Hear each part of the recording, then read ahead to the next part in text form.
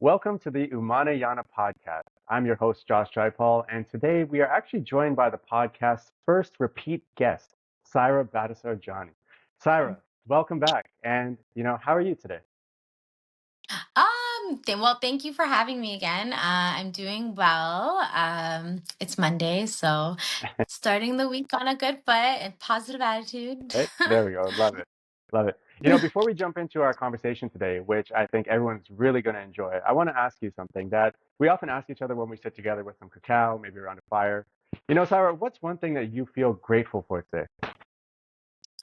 I want to say I feel grateful for my family, the ones that I live with, and the ones that are away, like live like down the road or in Costa Rica, or I want to say I'm grateful for my family. What are you grateful for, Josh? I'm really grateful that I woke up today because it means that I have another chance to continue to do things and pursue my purpose and my passion and spend time with wonderful people like yourself. So I'm incredibly grateful for that today. Love Thank you for that. asking. All right. Well, for those who are maybe new to Saira, I want to turn it over to her for her to introduce herself the way she feels most applies to her.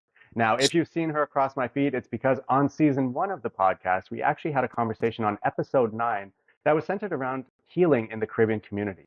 With us both being members of that Caribbean community, we do have that, firsthand experience of not only living it for ourselves, but also working with others who might be experiencing different challenges around mental health.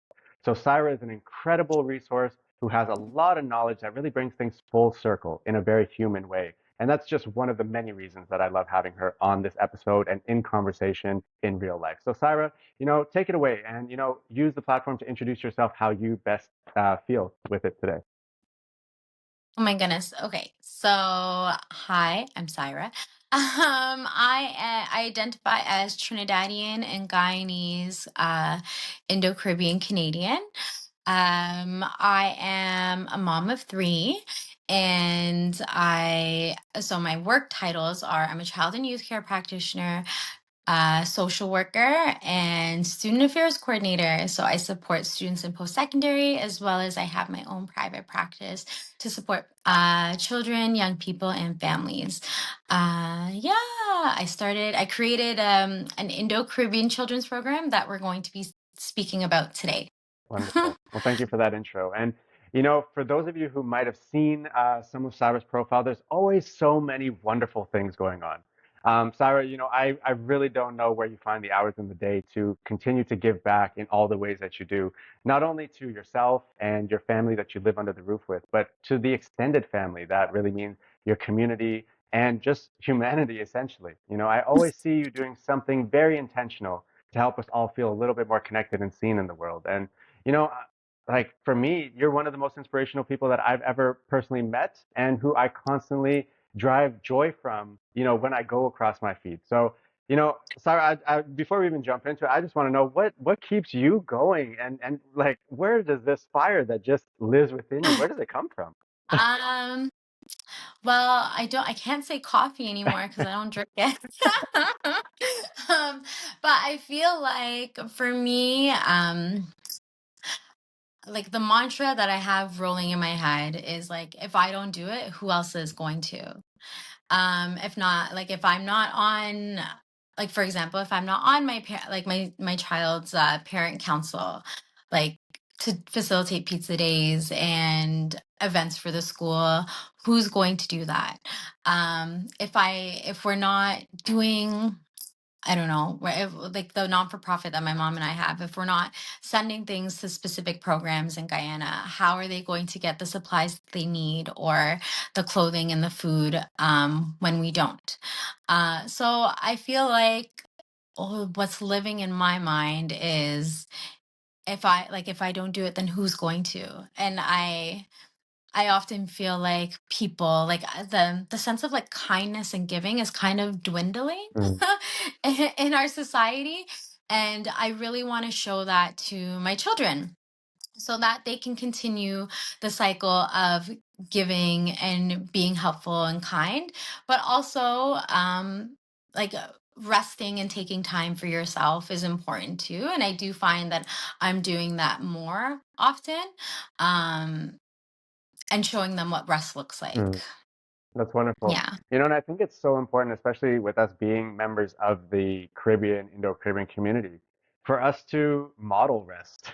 It's almost interesting. One of the best ways that we can be in service is truly to take that time to read that book or sit on the couch and do nothing, right?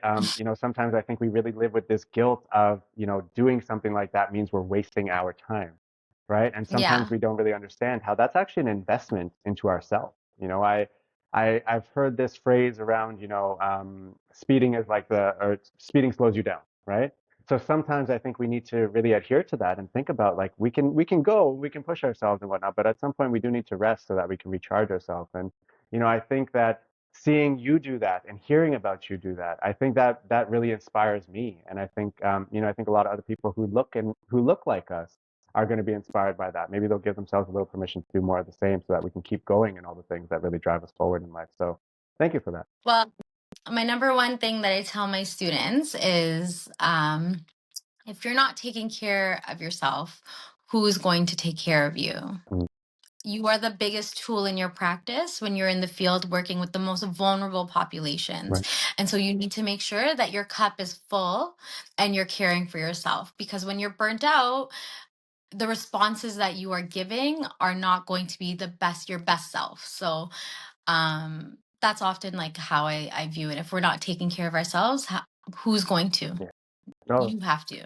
and that's a wonderful message to carry through, not just, as for a young person. That's, just a general rule for us as we go through life, right? We got to make sure we're looking out for ourselves, and that then lightens the load or the burden, if we will, of, the rest of our ecosystem, right? And we can all sort of move forward with good momentum and energy, right? So wonderful. All right. Well, Saira, today I really want us to talk about the program that I saw that you ran from October into November. That looked like a whole lot of fun, and I really had a lot of FOMO sitting over here in Costa Rica. I mean, I know I'm an adult, so I couldn't necessarily fall in the age range, but it really looked like a whole ton of fun. And, the name of your program is Keeping the Indo-Caribbean Culture Alive, Reclaiming Your Identity, Reconnecting to Your Culture, right? Now, with us both being published authors and people who love words, I know that there's always something tied into how we order these words, why we chose this one versus that one. So before we jump into the program itself, I'd love to know what's in the name. You want to know what's in I the want to new know. Joshua? So Joshua Jaipal lived with me for a good like month and a half, and and we created this uh I guess not silly, because I incorporated it into the title of my program, but like reclaiming and reconnecting to your culture and your identity, because I know you share like you didn't like you grew up with like sprinkles of like being Indo-Caribbean, and I'm like a hardcore Indo-Caribbean in my household. So yeah, like wearing the Guyanese nightie, you got to see me in Yep. that. Or like having like eating the food, like bringing you. I think one time I went to my cousin's house and I brought you vegan korma, and I think you like gobbled all of it down. I did. But like being able to like connect on a deeper level with someone who like genuinely loves the culture and um loves everything about it, and wants to have a strong connection to it, and wants to make sure my children have a strong connection to it. So I hope that's what I gave you when you stayed with us. Yeah, totally. But I think like those words came from spending time with you. Um and like keeping the Indo-Caribbean culture alive, I find that Indo-Caribbeans, we are easy to assimilate to the dominant narrative. We're easy to give up our religion. We're easy to give up our language, not by choice. That was mandatory for us Right. in order to go to school back in the day, for our ancestors. And so then we get our parents who come here, and we're going to school in Canada. We're not learning about our history. We're not learning about where we came from. We are all trying to figure that out, especially if you live in communities that are predominantly white or predominantly a different culture. You're not getting to learn about where you come from Right. unless you have a group of people, or you're getting it from your home, or you're connected to a specific religious like affiliation, so like a mandir or a mosque that's predominantly Caribbean.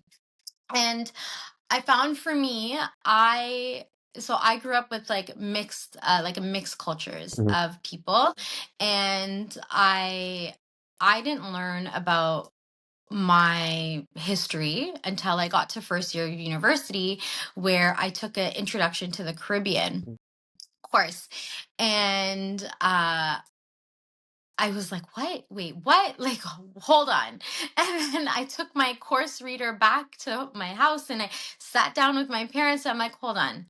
Like, you never told me that this is what happened to like our ancestors, and you never told me any of this. And then my parents were like, okay, well, like we were farmers, but that wasn't that still wasn't the whole story. We weren't just farmers. Like, there was also the indentureship a part of it, and there it's just not talked about it like talked about there. I find there's just so much shame Hmm. connected to it. Um and and it's really unfortunate, because then you have, like, you're just being told by your family to just, just assimilate, just like, just listen, just do what you're told, versus actually learning from your families. And I started meeting more and more millennials like myself who have become parents, and they're struggling to navigate the conversation with their children of like who they are, what their identity is. And I have three kids, and all three kids, well, not Nilan yet. He's 4. He's going to learn. Hmm. But Nakai had a really early experience of identity. I want to say he experienced a little bit of racism in daycare, Okay.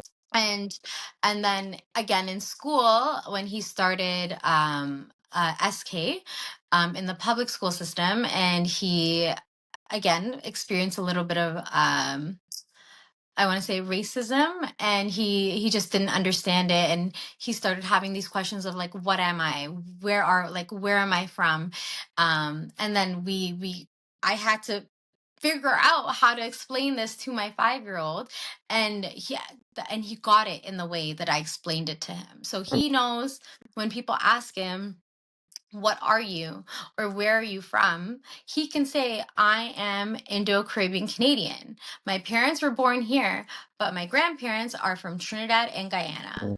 So he's able to share that. And then if people are like, oh, Ghana, like in Africa, Right. because we all get Ghana. Yeah.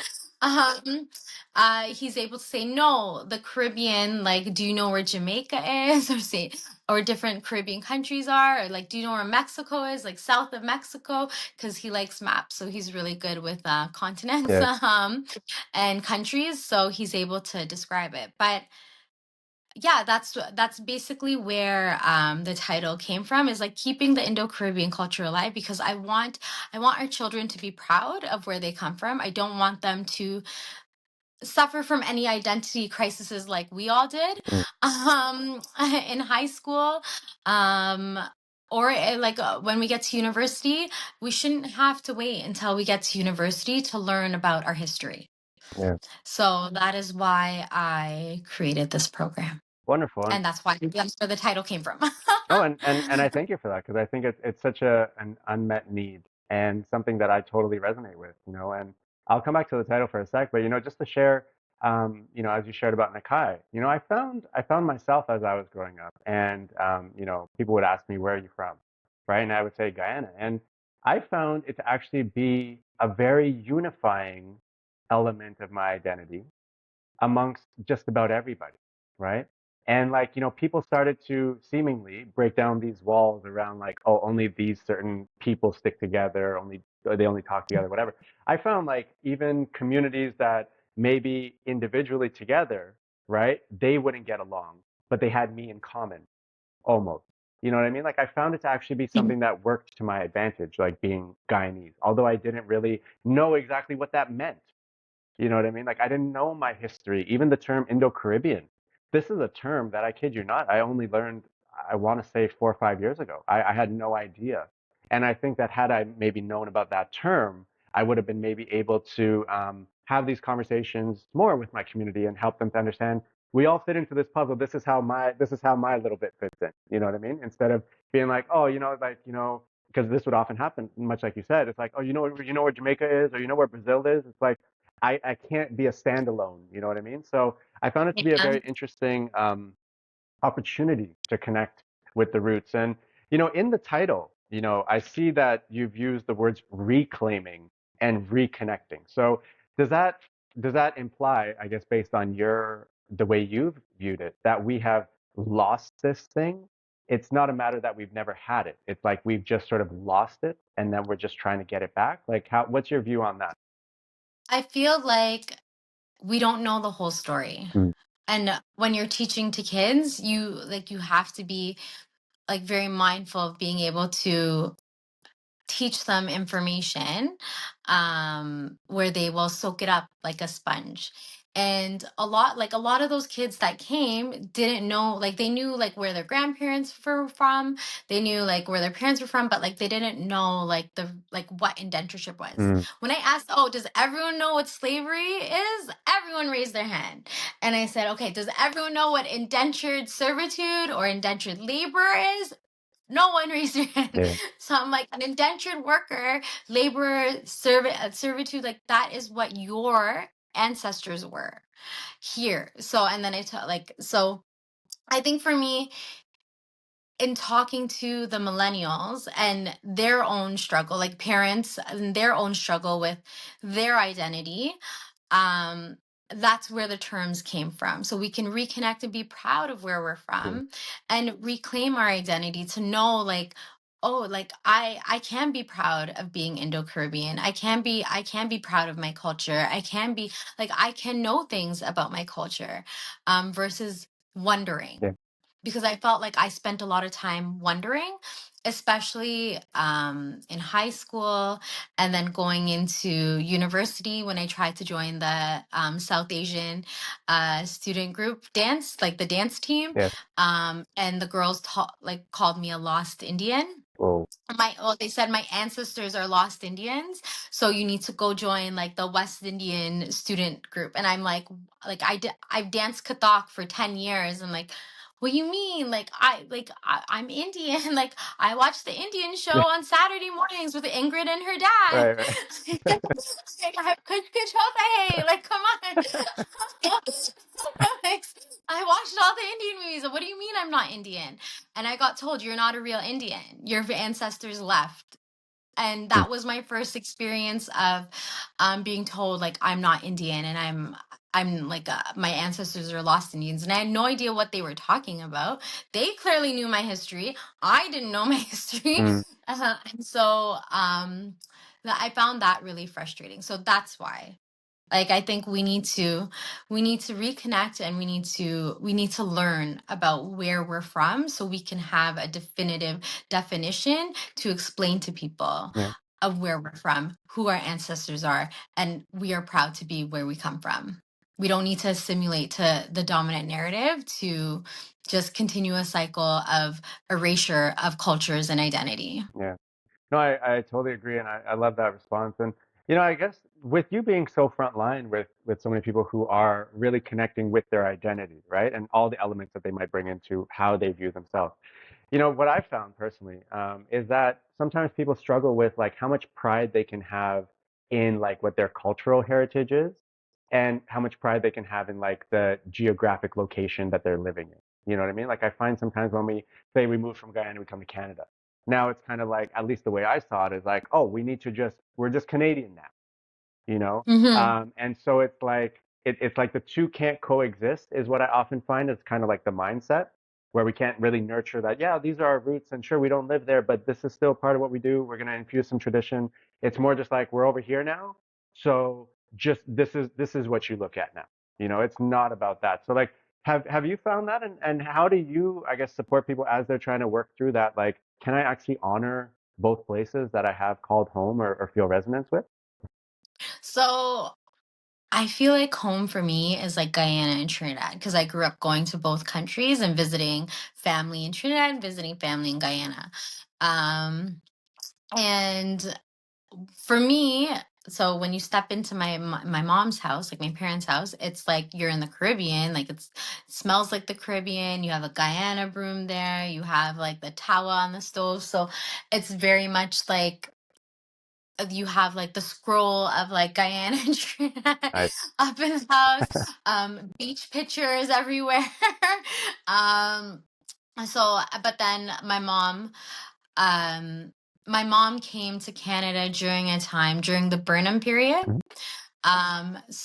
That's where Pierre Elliott Trudeau granted, I forgot what it is, but he made like it open for people to like come over to Canada, and my mom was able to come to Canada and like through that way.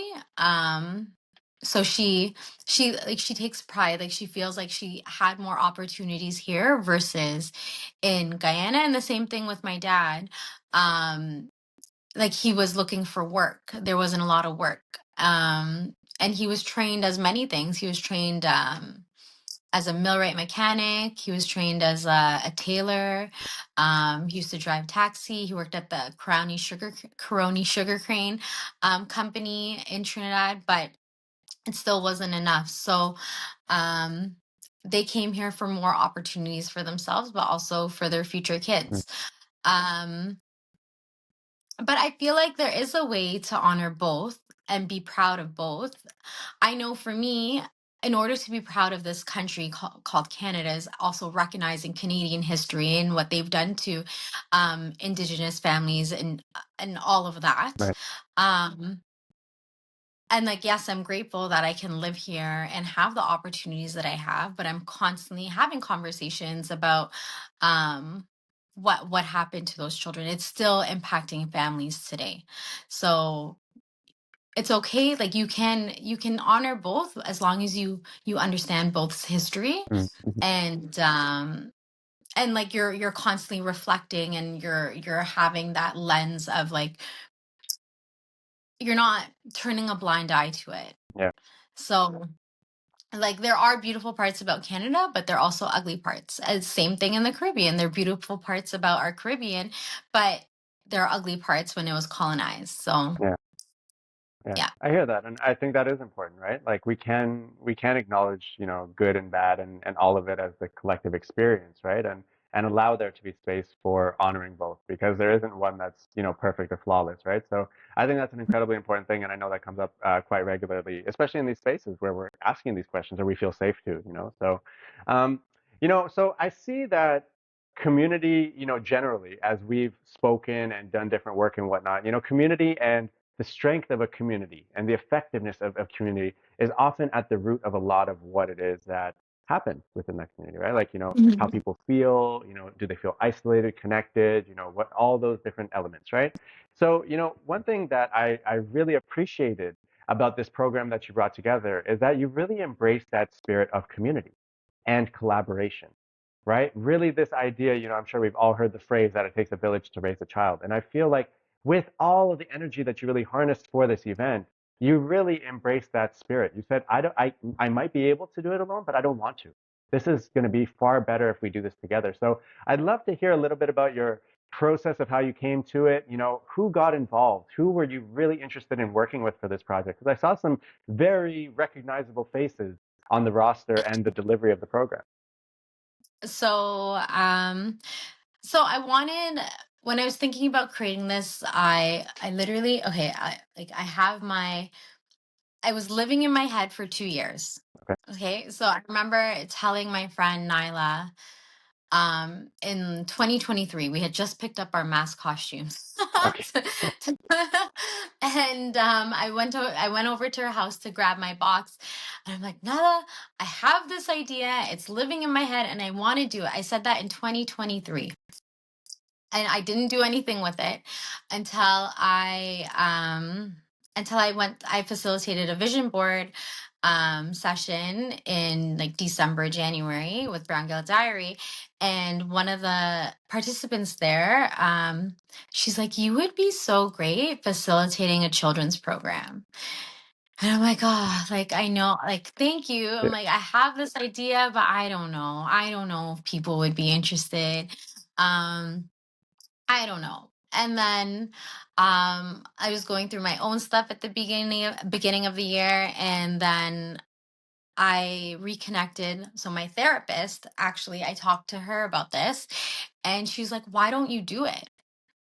And I was like, "Well, like I don't like are people really going to sign up? Like are they really going to want to like me like Mm. facilitating talking to their kids?" And she was like, "You can do it. Like you can totally do it. What's stopping you?" And I was stopping myself. And so I got vulnerable and I created this, and I thought about who would I want to be a part of this. And I wanted this to be strictly like Caribbean businesses, Caribbean facilitators, like Indo-Caribbean community. And I went to each of the restaurants in the West in Etobicoke, and I brought my poster, I brought my workshops, and I'm like hands down, everyone said yes, no problem. I will sponsor your event with food. And I told all of them, I'm like, listen, like my goal is to apply for funding so I can pay you, because that's how we build generational wealth in our community, by supporting each other. Yeah. And then I connected. I was like, okay, I've been to a few dance workshops with Jillian, and I was like, okay, I wonder if she would be open to doing something of like a dance workshop with like connected to the history. And she's also an educator. So I asked her, and she was like, hands down, yes, no problem. And then and she owns her own dance school. Yeah. So it was really and she's not like the traditional um like dancer. Like she moves like when she's dancing, she's explaining why we move our hands like this or why we move our hands like this. It's so intentional with how she teaches, and that's what she did with the children and the parents. Wonderful. And then I connected with, like, I was the mental health facilitator, and the reconnecting, like, in terms of identity, I facilitated those. I think I did a pretty good job. And then, I had connected with Devin Ramator, who is Nakai's Dolak and tableau teacher. And he was like, Saira, of course, I'll support you. Just give me the details. And so I was like, okay, great. That's amazing. And then for food, I was thinking, so I was talking to Neil about this, and I had originally thought, okay, for food, like this will be my last session, and I'll bring in like grandmas to cook with us and like make it more like intergenerational and community. Yeah. And, and Neil was like, why, like, why is your hesitancy around like connecting with like someone like Chef Dev? And I'm like, I don't know. He doesn't know Yeah. me. And so then, um, the same person that encouraged me to like create this program in January, I was just talking to her about it, and I was like, okay, this is what I'm doing. I'm like, I'm going to message Chef Dev on Instagram and see if he would be interested in supporting this. And then she was like, Chef Dev's my cousin. No way. That's Ah. like, I was like, oh, okay. And then she was like, let me see if he'd be interested. And then as soon as she explained it to him, he said, hands down, of course. Amazing. And all of these facilitators came in with so much like energy and love and care about their specific practice that the kids learned from them. And we danced with Jillian, um with Devin. They actually learned how to play the dolaks, Wow. and they actually played, you know, apate, what's that song? Apate Apate. It's like that K-pop song. Don't you know, na, na, with Bruno Mars. Yeah, yeah. Um, so they played the dolak to that song, and they did such a wicked job. And then with Chef Dev, we learned about dal Okay. and where dal come from. A dal comes from. And we learned about different spices, and the kids and the parents, like, I know my mom or my mother-in-law was there, and she came, she learned, now she makes dal the way Chef Dev Yeah, taught her how to make dal. that's So so now, funny. so yeah, now she's making it the way he showed us how to make it on that Saturday. It was really great. But they were all experts in their field, and they all came in with like such a warm heart and openness and supportiveness Mm, to the program. And I facilitated the two workshops at the Health Spot, which is Indo-Caribbean owned. It's an Indo-Caribbean wellness and family organization that has a bunch of different practitioners there. Um, and it's owned by Sabrina, who's Guyanese, and she's amazing. And so I tried to be as intentional as possible with who was involved, how were they involved, and what were they teaching to the kids, because I really wanted it to be connected to the history. And each and every single one of them did that. They talked about indentureship, like music and indentureship, food and indentureship, dance and indentureship. mm, So it was I talked about mental health and indentureship. And then the first workshop was reconnecting, so exploring the journeys of how our ancestors came to the Caribbean. And like, I can show you here. So I created like a book. The kids got like a take oh, home look at book. So that. this is Nakai's, and I got Safira supported me in creating like country profiles. So I put each country of the Caribbean. They got like a Wow. information sheet about each country, every country in the Caribbean, and then hold on. To explain to the kids of like in a child friendly way of like how their ancestors came to the Caribbean is I created like this little infographic of like a ship Yeah. and then the world and then all and like how. So I try to be as like child friendly as possible. And by the end, like at the end at our last session, um I was like, okay, so what was the month that our ancestors came to the Caribbean? And then they were like May, and I was like, what was the year? And 1838. What was the day? The 5th. Okay. Wow. What was the first country? What was the first country our ancestors came to? Guyana. So they were like and that was from our first session to our last session, and it was perfect because it was always a review of the last session that they Okay. learned about in each session. And like it went so perfect, like it was just blended so well. Yeah. um so I'm really happy with like how it went. And in the first session they learned about like where they come, like who are their families. So I asked the parents to do a little homework because my program was one parent, and children. Okay. So if you have 3 kids, 2 kids, 1 child, like one parent needs to be available, because it's also an opportunity for parents to connect with their children and also go home and continue the conversation. So I had asked parents to do a little bit of research for themselves and find out what village their parents are from, the country, like anything, like addresses, anything possible. So parents like all got all that information. So and take it out. So you see here Nakai.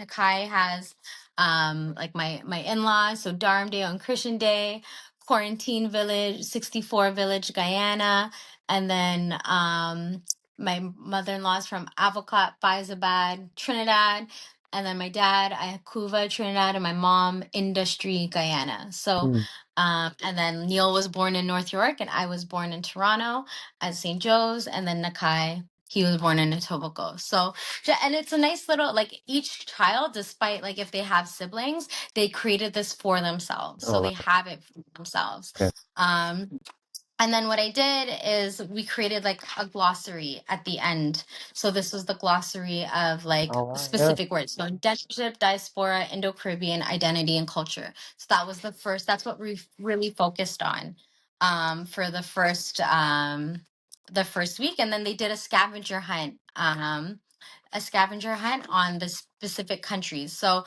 I had countries all around, like information sheets of like the specific countries. So the three questions that they had to find out was how many Indians were brought to the specific country, what were the main religions that they practice in that country, and what year did Indians arrive in Canada, and how long did or in the Caribbean, and how long did they stay?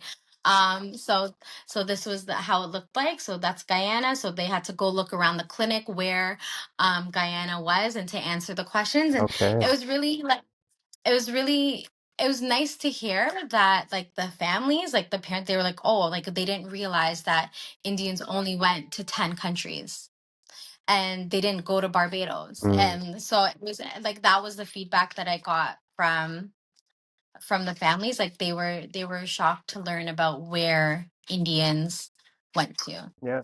Yeah, that was going to be one of the questions I asked you. Like, when you were asking them, hey, do this homework, just have the answers for this, did you find that a lot of them seemed a little bit like, oh my goodness, I don't know? Or was it a mix of people who actually knew that info, or like, how did that go? I'm so curious. I feel like a lot of parents had to go and ask Okay. their parents. I know there was one family who was born um, in Guyana. I had a lot. I also had a lot of mixed kids. So I had kids that were like half Guyanese, half Indian, Mm, or half Indo-Caribbean, half Afro-Caribbean. So there's a lot of mixtures there, and like navigating that identity too. So and it was I said no, it's important, like get all the information you can to learn so they know where they come from. Like even if they're half Indian, okay, where is that Indian side from, where is the Afro-Caribbean side from? So yeah. yeah, it was nice, and I think parents enjoy connecting with their families to find out information. Yeah. Oh, that's so amazing. I'm curious because this kind of ties in a little bit about what our first podcast episode was around, right? Which is, Caribbean and the Caribbean culture and how we deal with healing and supporting one another as a community, right? So, I guess I want to put you on the spot a little bit. Were you happy with the experience that you had working with your community to really make this event happen? Because I know we spoke about the challenges that we tend to experience and whatnot, and we're hoping to really model different behavior and really support a different outcome moving forward. So did you find that you were met with more of that energy this time around? I feel like a lot of people shared shared what I was doing, and which was so nice. Like I wasn't, again, I don't expect anything from anyone. Like I work, like it's nice if you share, but also like it's fine if you don't. I found, that like I was full. I had my maxed participants for my program. Okay. Um, but that happened more near like when the closing date of the application. And in terms of support, all the restaurants that I went to, they said come bring your like poster and put it on my window. Let me know how I can tell families to talk, to get in contact with you. And that's exactly what has happened so far with like Chef Dev. He keeps sending me families that are interested in learning more about the program, which is really nice. Yeah. And Devin and Jillian are talking to like their people and sending them to me. And like I now have like a list of families in the East that are like, okay, when are you going to facilitate this again? Wow. So I'm giving myself time Yeah, for to sure. rest before I begin connecting to like East End partners, because I'm from the West, so I have a lot of West partners. Indars, Roti Roti, Caribbean Lime, like they're all so great. Um but I don't have like the connections and relationships with the East End, so I'm going to have to go and like build those relationships. And I'm completely fine walking into a restaurant and getting rejected or getting a yay. Yeah. I'm okay with rejection. So, yeah, I found like the community was great, social media y, and also when it came to supporting with items or getting donations. We had people that sponsored kids that, you know, were in a financial situation. We had people that just said, hey, like, can I donate like $200 to help you buy materials for your program? So it was really nice. Wow. It was very, like, I felt like it was like a warm hug from the community. It sounds like they were just so ready to shower you with love and support because you were doing something that everyone really wanted. It seems Yeah. like everyone had that burning desire, but it's like the energy to make it happen or who's doing this, right? And, that's why I think it's so spectacular that you really took it upon yourself to lead this initiative because it clearly, clearly resonated so deeply with what the community wanted, So I think like kudos to you. And I think that, to all of our friends out in the East, in every single direction, I really do encourage you, if you do have some of those doors that you can knock on behalf of Saira and the other people who are doing fantastic work, please do. These are people who are definitely not shy about, returning the love and, welcoming you in some way, shape, or form. So, everyone wins this way. So I definitely encourage those in the East, do what you can if you can. Sarah, I can only imagine, even as you recap the experience of these sessions, I feel the excitement. So I can only imagine, at the end when it's all wrapping up, I can almost hear the oohs and the ahs from parents and children alike, like, oh my goodness, like I'm so happy I was here for this, but is it over? Right? So, like tell me a little bit about that. Like what kind of um, stuff did you hear at that time? I'm pretty sure I cried like in the final two sessions when because like the parents were just so kind with their words and even the kids. And I did a feedback form for the kids, and um what they wrote was just so heartfelt and sweet, Mm, and it was just like so much like, thank you for doing this, thank you for helping me learn more about who I am and where I come from. um and then like, my favorite, like, some of them talked about like their favorite. I asked, what was your favorite workshop? Would you want me to change anything? And the most common comment was, make it longer. uh, Make it longer, and change nothing. Oh, yeah, change, make it longer. And then what was the other comment I said? Oh yeah, the specific workshops, each of them had a different answer. So each person, like, one person chose mental health, one chosen like the history. Some people like the dance, the food, the music. So it was really nice to see that they all enjoyed at least one of the yeah. workshops that catered to like them. And it was really, I think for me, it was really emotional because I just like watching an idea come true is like an idea that I'm already doing it with my kids, but like to have that like confidence to facilitate it to other people's children, and to have people believe in me to facilitate this information to their children, was really honoring. Mm, And I felt really, I want to say, like, supported, and very emotional with that. So yeah. yeah. It sounds like, what you've done here would has inspired so many, including, a character that we all know well, Divya. I definitely think she would certainly smile and be so proud of what you've created here, and helped other people connect with. I'm curious, sometimes when we have these types of experiences, there are certain things that are shared or felt or said to us, that really stand out. So I'm curious from you, I guess, what feedback most surprised you about this process? um, I think the fact that they wanted it Yeah. longer, because like, I felt like, okay, 5 weeks on a Saturday from 12 to 2:30, like, it's middle of the day, like. And I got like that feedback from parents too, like they wanted it to be longer. So I think that was really shocking because I thought, like 5 weeks was long enough, but I my goal is to have this as part one and then to create a part two, um so that it's more in depth. So now part two will be connecting with Indo-Caribbean entrepreneurs, understanding like different sports, understanding like the journey again. So just going more like deeper.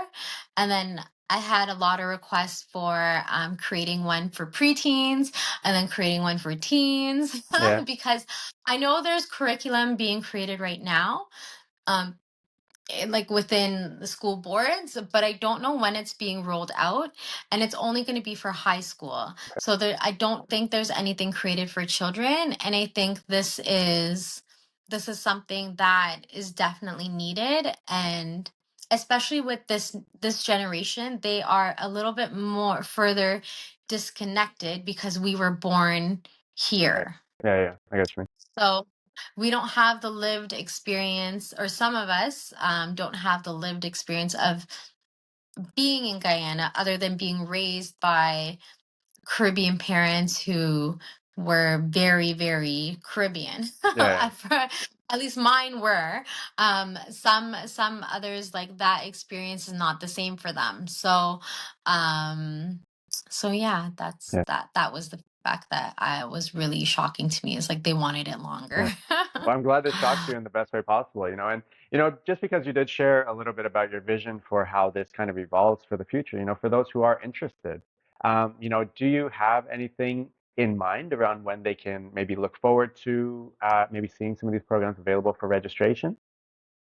So I'm thinking in the new year, I'll launch like the registration, but I'm hoping to facilitate it in probably April, May time, and then wrap it up just around like May. So it's like a end of the like that's the month that our ancestors came to the Caribbean. So Got it. having some form of like thing with that. So Okay.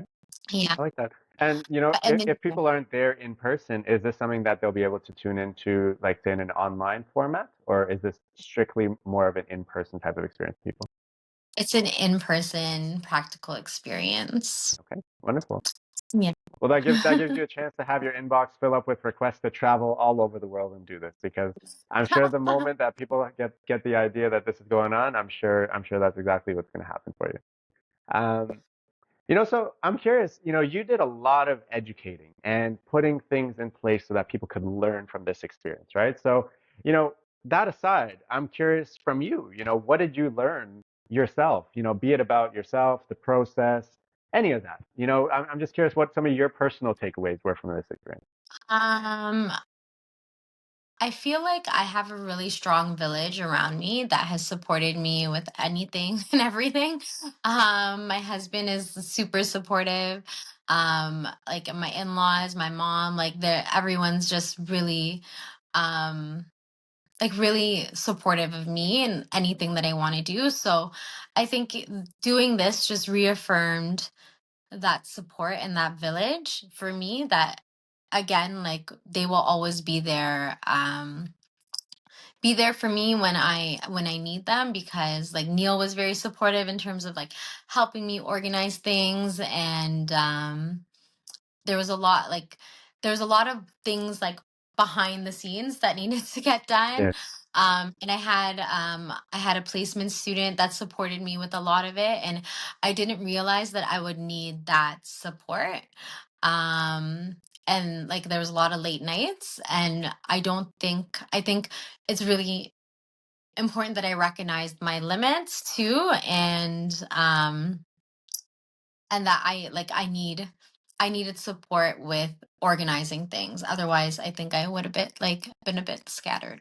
So, Cynthia was my placement yeah, student, and she was really really supportive, and also Guyanese. So, there you go. it fit, and like she was learning too, but she had more of a background because she was raised in the Mandir.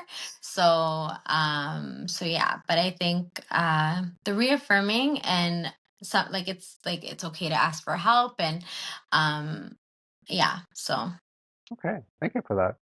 You know, one thing that I'm curious about if you can communicate around this, right? For all of us who are looking to share this with our networks and for people who are hearing directly from you through this podcast around why they might be interested in coming, right? I would love to know from you if you were to say, and you know, I know this might be a little bit anti-Canadian because I'm asking you to not be so humble, but what was the Saira difference in this experience? Like, you know, if I'm a parent and I'm out there and I'm looking and kind of just finding other programs that are going on, right? How did you sort of take that as inspiration and say, hey, I need to elevate this or I need to offer something different? Like, what was that unique, different component that you feel was like the secret sauce that really drew people and have people, you know, clamoring for the next available slots? I feel like, or I think, so I focus strictly on like identity and history. And I know there are a lot of other like children, like Indo-Caribbean children's programs out there, but I think mine was more niche and specific to learning. Like there was an educational component and then there was a practical component to every single workshop.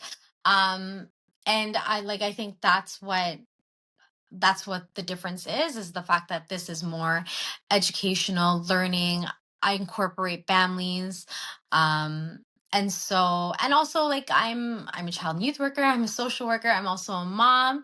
So I would say I feel like I have those credentials to be able to support people's children and themselves in learning more about their history.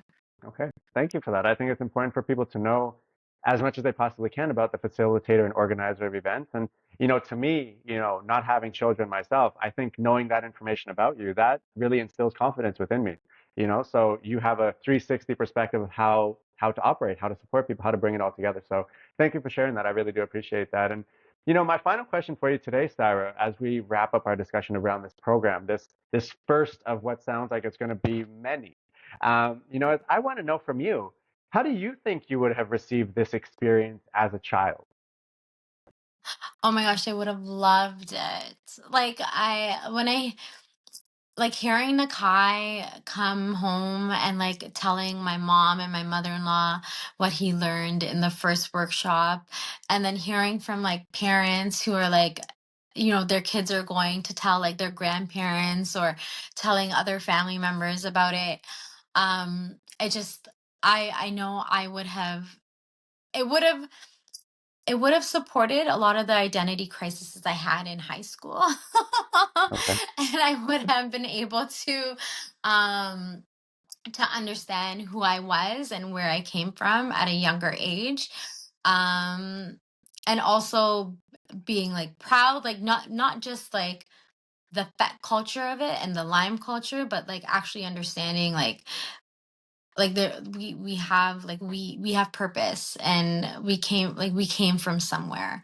And it's not just about soca and chutney music, it's also about um understanding the history and understanding the journey of how we came to be here. So, and the diaspora, so I talked about the diaspora, so understanding that, I think that would have helped me so much in understanding myself. Mm.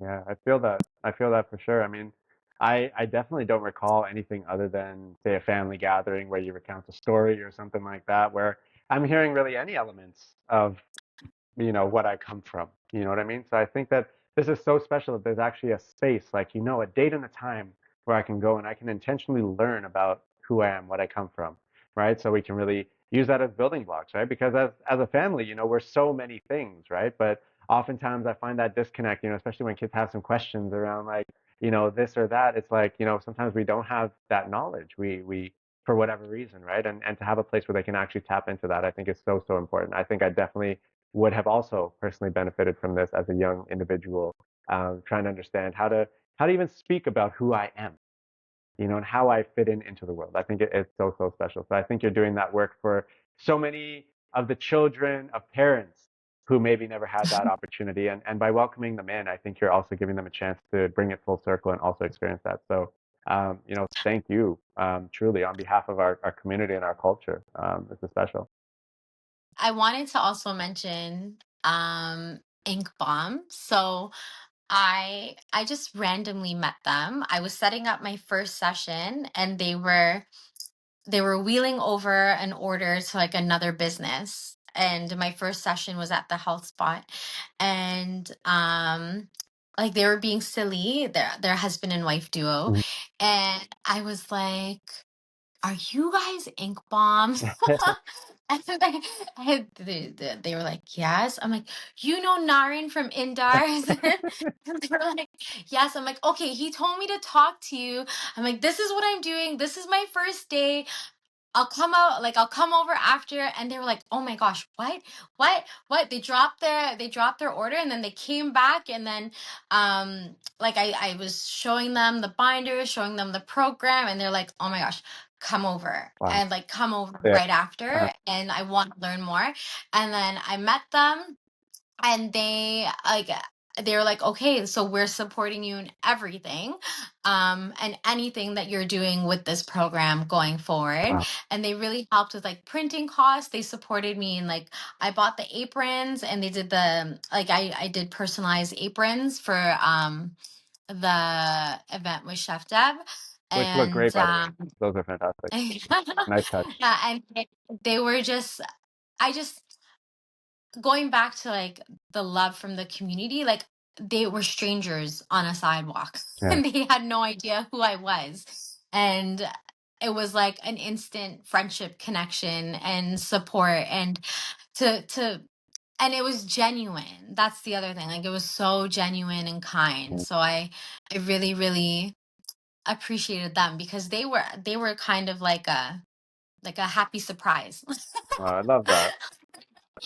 they're, they're, because I didn't know them, and I met them at the very first, like my very first session, Yeah. and then now, they want to support me with like my non for profit with my mom, and like sending things back home, and doing like whatever initiative that I'm doing. They're like a huge support. So it's really nice. I really wanted to shout them out. Wonderful. Well, thank you for doing that. And Sarah, this does bring us to the conclusion of our episode for today. And I want to give people a chance to hear maybe a final word from you. If there's any flowers that you wanted to give to anyone. Also, if there is some certain ways that are best for people to connect with you, so that they can see more of what it is you're up to. Maybe actually tap you on the shoulder for some of the services that you offer, because I know you offer a lot. And I really want to give them a chance to have it recapped so they can hear it again and understand how best to connect with you, support you, and really just be along to understand this journey that you're on, and really see how they can fit into that. Awesome. Okay, so you can find me on Instagram, Saira.Batasar-Johnie. Um, you can also find me, so I have a private practice called Lotus Counseling and Supervision Reimagined. And I also work out of the health spot as the social worker. So those are all places you can find me. And in terms of final words, oh, I don't know how to use TikTok, and I'm not really a Twitter or an X person. So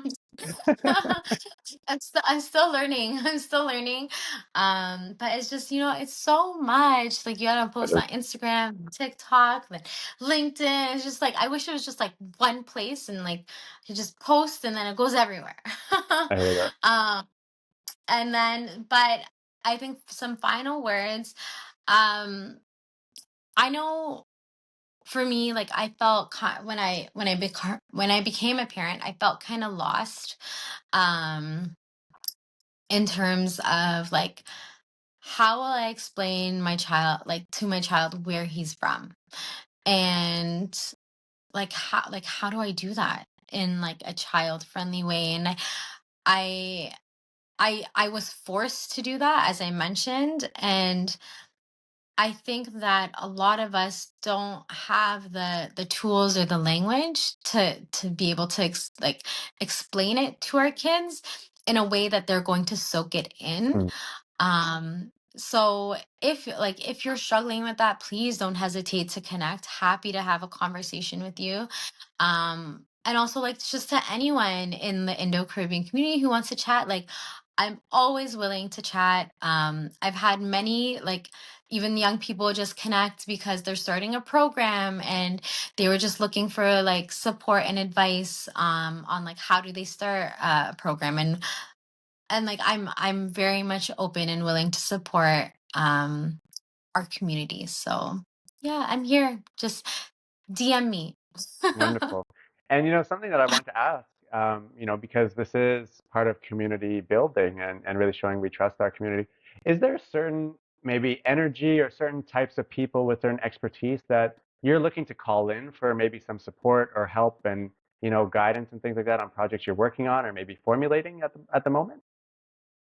I think if there were folks who are interested in being a part of part two, because I feel like part one I've got solid down. But part two, I'm looking to more create like positions of leadership or just like different places or different places our kids could go to and experience something facilitated by an Indo-Caribbean. I would like them to learn about sports, like what sports that do Indo-Caribbeans play, what sports came with them from India. Um and then I also would think I'm thinking about entrepreneurs. I'm thinking about more just more practical things, but I'm still thinking. But if you're interested in being a part of part two, please don't hesitate to connect. Also, I incorporate mental health with everything. So if there's another mental health, like a social worker or a youth worker that wants to support in a mental health workshop around Indo-Caribbean identity, um, happy to connect. Okay, wonderful. Well, thank you for that. And, Saira, I really want to say thank you for taking this time out of your busy schedule to sit with me and have this conversation. This program, I was already sold and over the moon about it before we had this conversation. I'm even more sold on it. So I hope that, you can definitely count on our support. And, I hope that everyone who feels resonance with what we shared today, that you also support Saira in this initiative and all the other wonderful ones that she has worked on. She's a very, very credible author and just wonderful human. I mean, there's so many hats that I'll run out of time if I share all of them. But truly connect with her. As she said, she's an open book and just a wonderful spirit. So, Saira, thank you for showing up in the world as you do, for being here for our community, for giving people that safe space to explore more of themselves and how they fit into the bigger world. Really appreciate you and thank you for the work that you do. Well, thank you for allowing me to have an opportunity to talk about this because I feel like I'm talking about it to people, but it's like it would be nice for others to hear like what's happening and for it to come from me Yeah. too, in a virtual space. So thank you for creating this platform, Mr. You're Joshua. most welcome. All right. So for everyone who is new to the Umana Yana podcast, or maybe you're a returning fan, you can expect that this full episode is actually going to be out on YouTube in the coming days. And you're also going to see some teaser clips that are shared either on the stories or maybe in our direct feeds around this conversation. So you can get a little teaser of what to expect and maybe share that with your network. So, um, you know, thank you once again, everyone, for tuning in, sharing this time with us. We hope you got something out of it. Let us know what you loved and what you learned in the comments below so that it can inform future episodes. And I look forward to having you on for a third and many other times, Sarah. Thank you so much. Take care, Bye, everyone. Josh. Thank you. You're welcome.